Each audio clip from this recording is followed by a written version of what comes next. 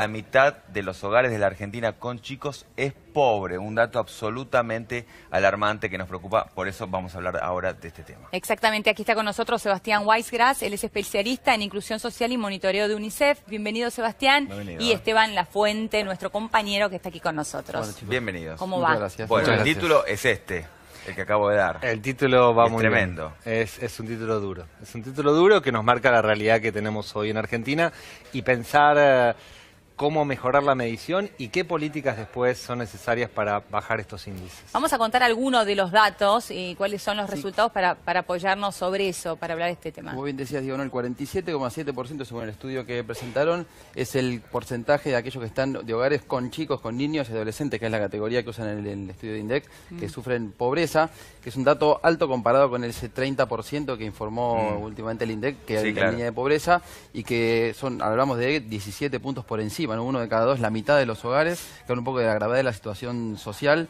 Un dato que es interesante pues para comentar, que no es solo la pobreza que tiene que ver con lo monetario, sino este concepto multidimensional que comprende no solo los ingresos, sino además- también los servicios Claro. y otro tipo de... Y además, perdón, estamos hablando 47%, suena terrible, pero hablar ya de más de 5 millones de chicos, casi 6 millones de chicos Sí, debajo suena de la barbaridad. línea de la pobreza suena aún peor, pero es la realidad. La mitad de los chicos en Argentina hoy están en situación de pobreza. Ahora, cuando hablamos de este 47,7% de niños por debajo de la línea de pobreza, hablamos de básicamente de niños que en su hogar no se llega a reunir el dinero suficiente y por eso se los marca por debajo de la línea de pobreza, o se tienen en cuenta otros factores. Hay dos dimensiones. Esta dimensión que estamos hablando, que son aquellos chicos que viven en hogares que efectivamente están por debajo de esta línea de pobreza, Sí. que hoy por hoy para una familia, papá, mamá, 2 hijos, está en torno a los 14.000 pesos.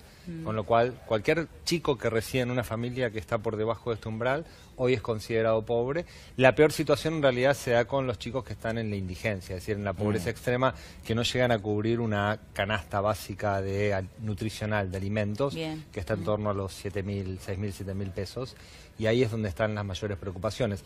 Además, otro tipo de mediciones lo que están mostrando, con datos más o menos similares, pero y acá tenemos uno de los problemas, que son todas aproximaciones que venimos realizando, pero no son fuentes, los monetarios, los datos monetarios son fuentes oficiales, pero uno de los objetivos de este UNICEF es que esto se mida oficialmente, que esto sea parte del sistema estadístico Claro. nacional. Pensaba, Sebastián, te voy a tutear, recién Sí, por decías, bueno, estamos trabajando en ver cómo hacemos para mejorar la medición. ¿Vos pensás que de mejorarla los datos serían aún peores? Los datos pueden ser peores, pero nos van a dar señales mucho más precisas sobre cómo actuar. A ver, uno tiene dos formas de bajar la pobreza. Una es que el país crezca y que baje la inflación y que efectivamente la pobreza monetaria va a bajar, pero esto no sucede en lo inmediato porque es un crecimiento que tiene que estar muy bien orientado. Tiene que producirse este famoso derrame, tiene que ser demográficamente orientado. Claro. Y esto sucede, muchos países lo hicieron, pero tarda décadas. Y en el medio perdemos un par de generaciones. El medir mejor la pobreza en el sentido del acceso a bienes y servicios, en el sentido de qué chicos son los que hoy están recibiendo la asignación universal, quiénes no, quiénes acceden a la educación. Hoy hay 500.000 chicos fuera del sistema educativo. Es decir, tener en cuenta todos estos otros satisfactores te permiten, en términos de políticas públicas, afinar mucho más las intervenciones.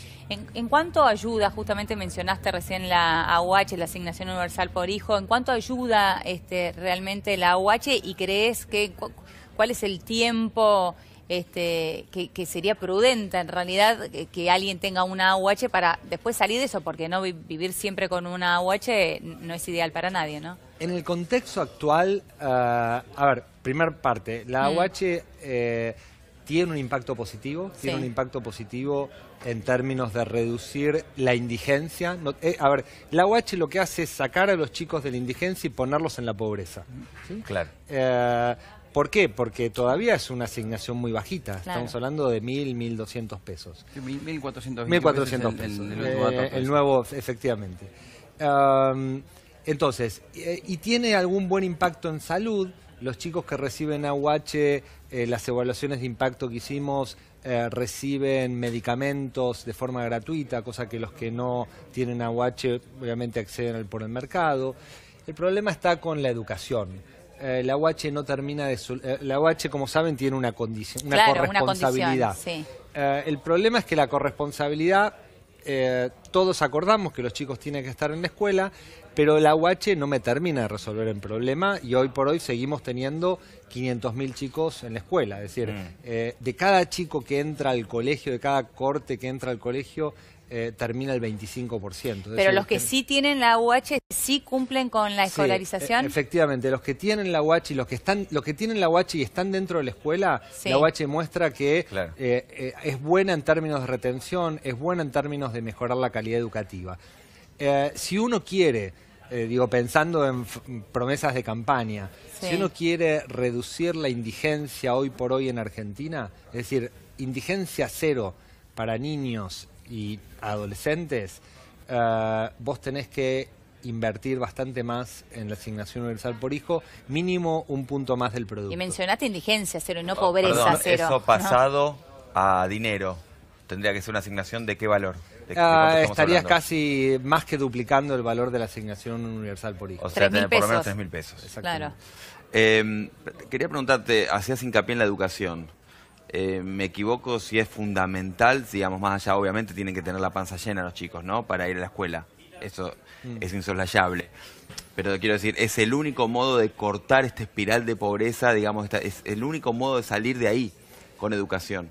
Sí, la educación es la variable fundamental. Digamos, porque con un trabajo solo no salgo de la pobreza. Sí, la evidencia es muy fuerte que si vos no tenés entre 12 y 15 años de educación formal, vas a tener un trabajo que no te permite salir. No te va a permitir salir de la pobreza, que en el mejor de los casos vas a tener un trabajo precario. Y lo peor de todo es que esto se reproduce entre generación y generación, con lo cual la única forma de cortar, además de con procesos de crecimiento, no decimos que no, es invertir mucho más en educación, es generar programas, el programa del ANSES que está enfocado a jóvenes de 18 a 24 años también es un buen incentivo, con lo cual todo lo que vayamos generando de mayor inversión en el sistema educativo va a tener retornos, que no son retornos inmediatos. Políticamente a veces es muy difícil de sostenerlo, porque ningún político va a ver el fruto de esa inversión en su propia gestión. Pero si lo hace va a ser recordado por eso. Seguramente. Yo te quería preguntar si en las mediciones de pobreza o de este tipo de situaciones que hacen otros países, vos planteabas que es necesario incorporar otras dimensiones a la monetaria, si otros países contemplan estos factores en sus mediciones, si hay casos de concretos. Claramente, a nosotros nos vino muy mal estos 7 años de silencio estadístico que tuvimos. En esos 7 años, la mayoría de los países, y yo no hablo de países desarrollados, hoy la gran mayoría de los países de la región miden la pobreza de forma monetaria, es decir, esta canasta, pero Chile, México, Uruguay, Perú, Colombia incorporaron mediciones multidimensionales de forma rutinaria y de forma, además, estatal. Es decir, es el Estado a través de sus institutos de estadística, en México el Coneval, en Uruguay el Instituto de Estadísticas, en Chile similar, para que no haya ningún tipo de debate si es una universidad, si es otra universidad. Entonces, esto nos da una mirada más de largo plazo y además genera muy poca discusión. Y hay un segundo factor. Ninguna universidad y ningún centro privado tiene la capacidad de decir, hoy una medición de pobreza vos necesitas encuestar a 30.000 a 40.000 hogares. La medición que hace una universidad hoy en Argentina, que da números bastante fuertes, tienen muestras de 4.000, 5.000 casos. No te permite hacer muchos análisis. Nos quedamos muy atrás en los países de la región en todo lo que tiene que ver con la medición de las condiciones de vida de la población. Ahora, estos países que estás poniendo ejemplos, ¿no? En que se toman estas mediciones multidimensionales. Después, ¿se tradujeron en algún tipo de políticas públicas que vos digas, mira, fueron efectivas para esto o lo otro? Mira, en los casos de Chile y Uruguay, sí. En los casos de Chile y Uruguay son dos países, cada uno con recetas diferentes. Chile invirtiendo muchísimo en primera infancia. Si uno quiere caracterizar qué es lo que... Chile hace viene creciendo hace 55 años. Digo, el producto chileno se multiplicó por 5 en los últimos 55 años y digamos, eso es algo notable.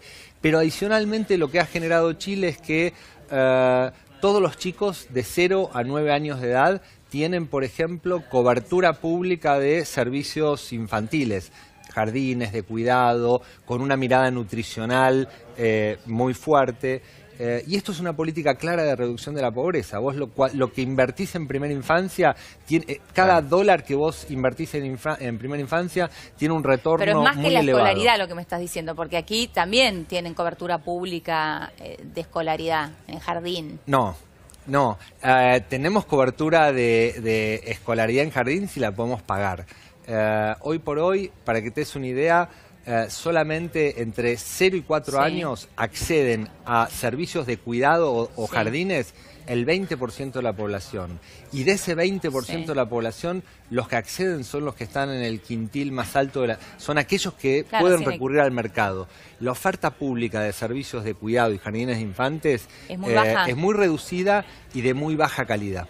Sí, eso es realmente así. Y en un distrito privilegiado como es la ciudad de Buenos Aires, en el resto del país. Quizás la ciudad de Buenos Aires es el privilegiado y es el que está haciendo cosas bastante buenas. Y también tiene mucha deficiencia en ese sentido. Esteban, perdón, por ahí, no sé, por ahí te estoy metiendo en un brete, ¿no? Pero estaba pensando en esto de subir un punto, ¿no?, del Producto Bruto para destinarlo a asignación universal, para que efectivamente llegue a 3.000 pesos y hablemos de, efectivamente, indigencia cero, al menos.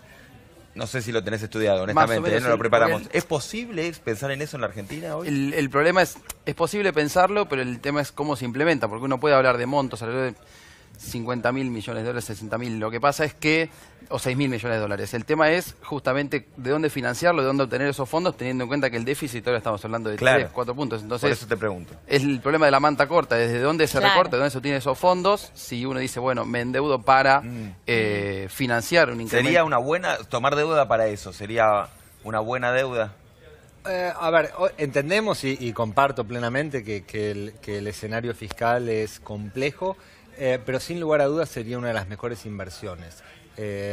Sería una de las inversiones que nos traería más retornos como sociedad en términos de tener una sociedad mucho más cohesionada, tener una sociedad con mayores niveles de igualdad y que esto en el futuro va a redundar en una democracia mucho más adulta que la que tenemos actualmente. Digo, en este contexto, en cuestiones como la reforma tributaria, la reforma fiscal, cuando se habla o no de ampliar AUH o a qué darle prioridad, estamos hablando de políticas públicas y hacia dónde se dirige el gasto público y el rumbo de un Estado donde son, creo, factores como que serían troncales en la discusión, más en este contexto donde, por ejemplo, la reforma tributaria y fiscal es un tema de agenda pendiente del gobierno. Sebastián, ¿cuál sería un objetivo más real o posible en el país? Más allá de que ya han explicado del gobierno que esto de pobreza cero era una intención y algo que no se puede lograr, ¿no?